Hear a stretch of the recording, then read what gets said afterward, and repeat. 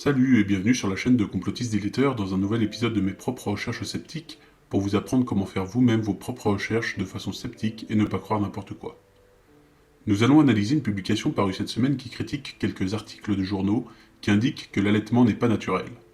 Un peu d'esprit critique permet de mettre en doute une telle interprétation des articles de ces journaux.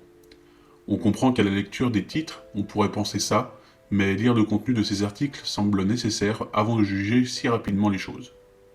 Cherchons par exemple le premier article. En cherchant Breastfeeding isn't natural and it makes mom anti-vaxxers sur Google, nous dirige vers l'article.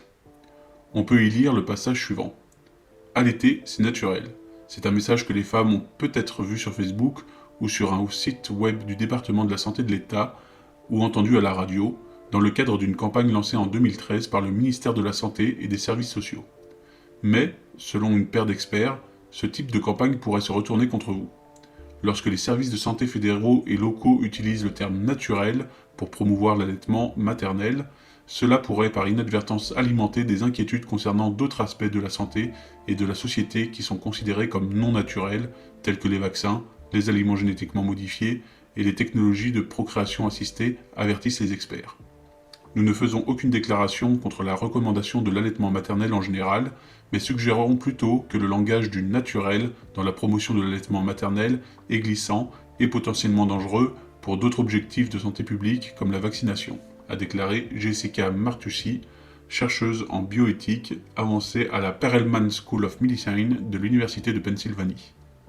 En lisant donc l'article, on se rend compte que, comme souvent, malheureusement, dans les sphères complotistes avec peu d'esprit critique, l'interprétation des titres n'a rien à voir avec le contenu de l'article. En aucun cas il est remis en question le fondement de notre nature, le problème est sur l'utilisation du mot « naturel ». Nombreux sont les antivax qui pensent que l'immunité dite naturelle est meilleure ou moins risquée que la vaccination. Or, c'est faux. C'est un sophisme qu'on nomme l'appel à la nature, qui prétend que parce que quelque chose vient de la nature, alors elle est bonne ou meilleure que ce qui n'est pas naturel ou chimique. La plupart des personnes connaissant ce sophisme ont souvent le réflexe du doute dès que le mot naturel est prononcé, car on sait que ce mot a les définitions qu'on souhaite lui donner.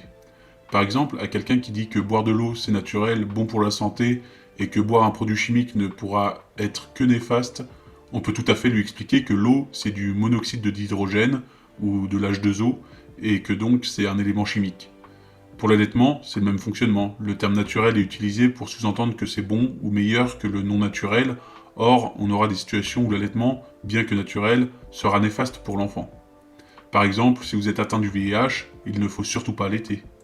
Et sous-entendre que ce qui est naturel est bon pourra sous-entendre que le non naturel, comme la vaccination, est mauvais, ce qui est une mauvaise analogie qu'on retrouve beaucoup chez les antivax. Lorsque vous entendez le mot naturel, en règle générale, soyez sceptique et essayez de comprendre ce qu'entend par là votre interlocuteur.